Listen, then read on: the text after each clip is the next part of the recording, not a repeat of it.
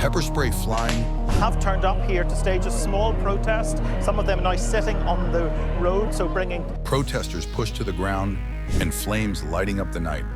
This is Ireland today, a country that's feeling the heat from a rapidly escalating immigration crisis.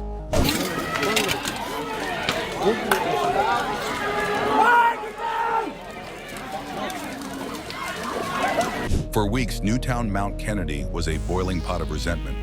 Tense standoffs with Gardaí have become the norm, and the frustrations of locals spilled over into violence. This isn't an isolated case. Across Ireland, similar scenes are playing out, raising critical questions about the nation's immigration policies.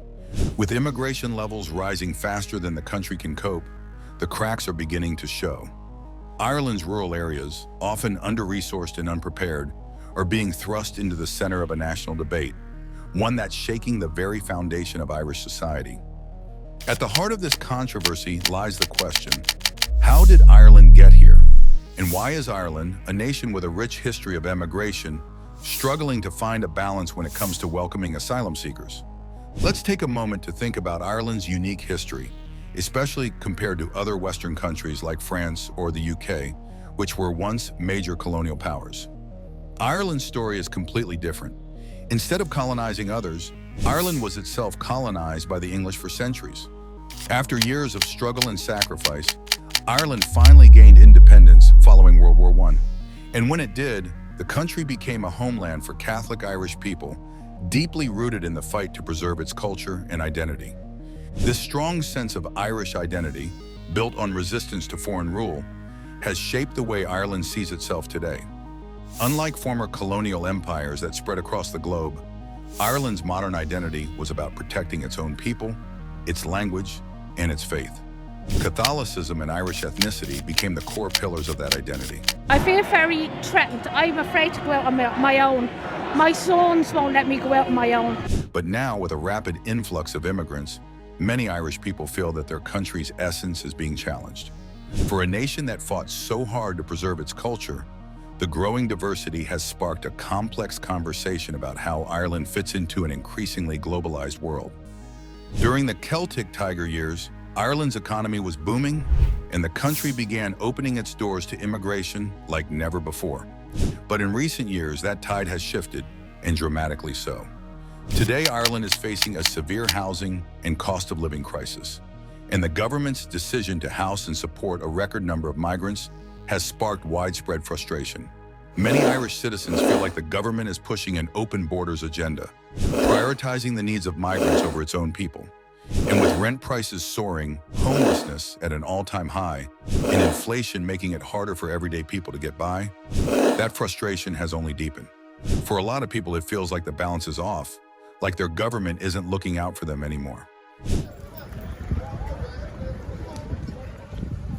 Adding fuel to the fire, a series of high-profile crimes involving migrants, including a shocking knife attack on children and their teacher in Dublin by an Algerian-born Irish citizen, has intensified public fear. These events have led to rioting and looting in the nation's capital, deepening the divide between those who feel immigration is out of control and the political establishment that they believe is ignoring their concerns.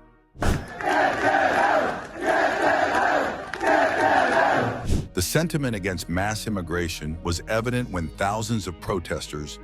I'm here because the government won't listen to the Irish people. We're second-class citizens in our own country. Carrying Irish flags, rallied in Dublin, demanding the end of mass migration and calling for a nationalist government. Chants of "Get them out" and signs declaring "Irish Lives Matter" and "Under Siege Invasion" were seen throughout the capital. Protesters argue they represent the silent majority, 75% of the electorate, according to several polls, who believe immigration levels are too high and that Ireland has taken in more refugees than it can handle.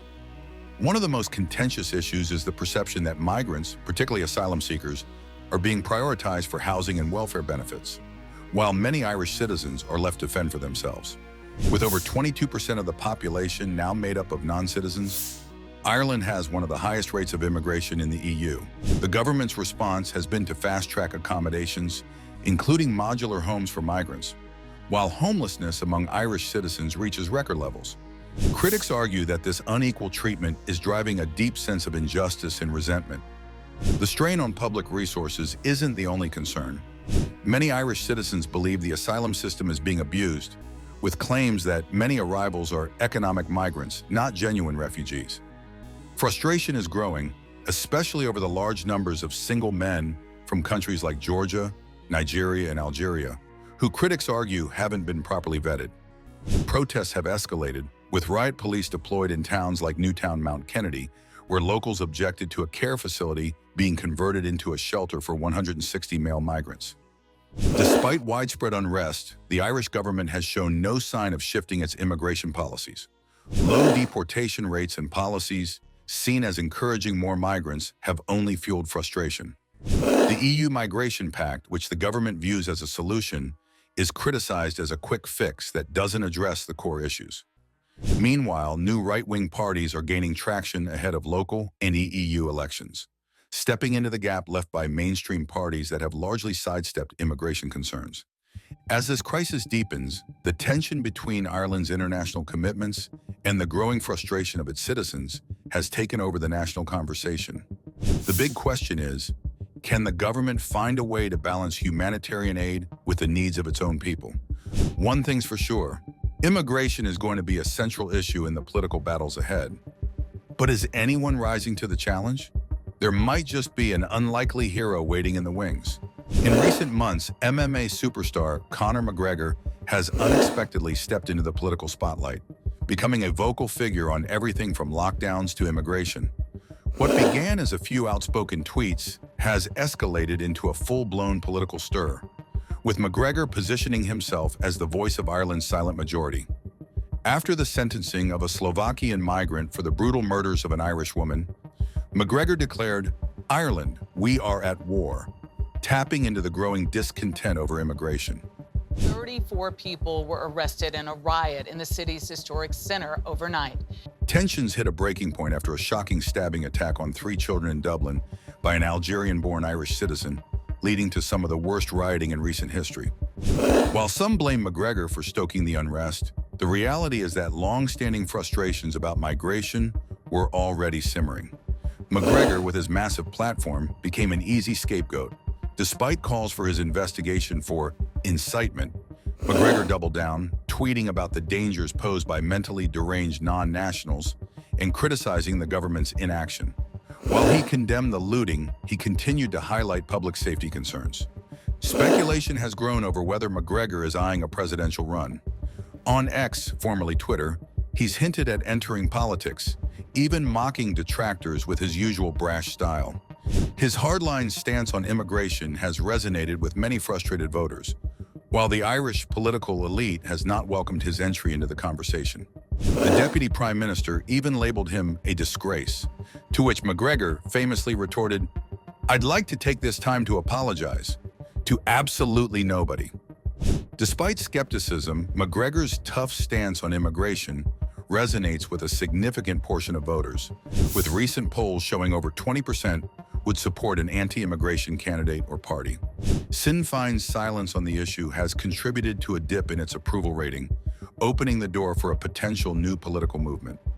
As Ireland approaches local elections in 2024 and a general election in 2025, anti-immigration critics could gain power.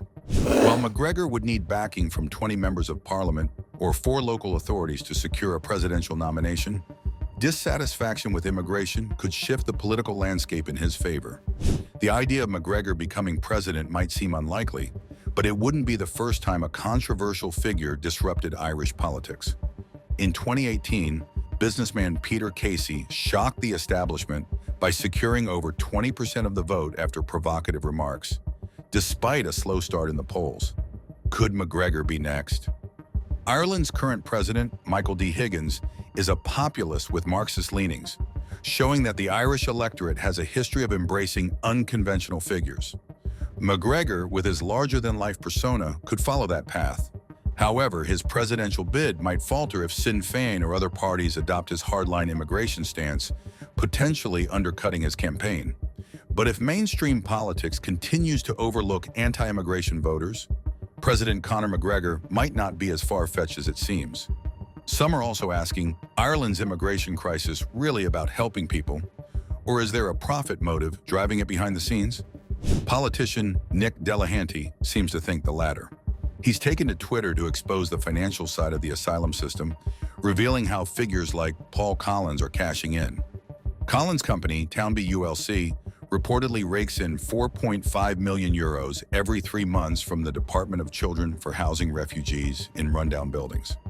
Since 2021, he's made over 50 million euros in taxpayer money, even as the government claims it's struggling to meet the costs of accommodating asylum seekers. Delahanty argues that Ireland's immigration system has been industrialized for profit, benefiting a few while taxpayers bear the cost. Rather than addressing this exploitation, the government and media, like RTE, focus on labeling the protests as racist. Delahanty points out that many working-class protesters are being scapegoated to hide the profiteering behind the scenes. For him and his supporters, this issue isn't just about immigration. It's about a system that lets a few profiteers exploit both taxpayers and vulnerable migrants. As he puts it, the migrants aren't to blame. They've been invited by a reckless government. Despite RTE, Ireland's main TV station, giving Collins a televised platform to claim he's not in it for profit, Nick Delahanty calls this narrative an outrageous distraction from the real issue, the massive profits being made during the crisis. This raises a crucial question. Is Ireland's immigration system really about compassion, or are some benefiting at the public's expense? As the dust settles from the recent unrest in Ireland, it's clear that the anger, while justified, might not be enough to drive real change. Twitter user Uberboyo makes an important point. Policy is power. The seeds of Ireland's current immigration challenges were quietly planted back in 2011 when then Minister for Justice Alan Shatter reformed the country's immigration laws. He didn't burn cars or shout in the streets, but his decisions reshaped Ireland forever. And it's these quiet, often unnoticed changes that led to the tensions we're seeing now. People often don't react until something personal, like the tragic stabbing of children in Dublin. McGregor's anger stems from that human fear of harm to his own family, but as Uberboyo points out, this isn't what creates lasting change. Real change comes through policy reform. While Dubliners burn cars in frustration, that energy is being redirected, likely towards stricter hate speech laws, stifling free expression without addressing core issues. The solution, as Uberboyo stresses, is learning from past activism. Instead of violence, change comes from strategic, long-term policy reform, like the 2019 Abortion Amendment or the 2011 Migration Act. Those seeking change must adopt the same focused, strategic approach. Rather than reacting impulsively, the path forward requires a focus on specific, actionable policies, reforming the 2011 Migration Act, repatriation efforts in line with Sweden's approach, closing Irish property markets to foreign investors, shutting down unaccountable NGOs operating in the country, reforming the welfare state. This isn't about hate or violence. It's about ensuring that Ireland remains a place where the interests of its citizens come first. If this can be done with clarity and focus, any attempt by the government to label these efforts as hateful will only backfire, undermining their legitimacy both at home and on the global stage. The lesson is clear. Real change doesn't come from lashing out, but from thoughtful, persistent efforts to reform policy. The question is, will Ireland rise to the challenge and reclaim control over its future?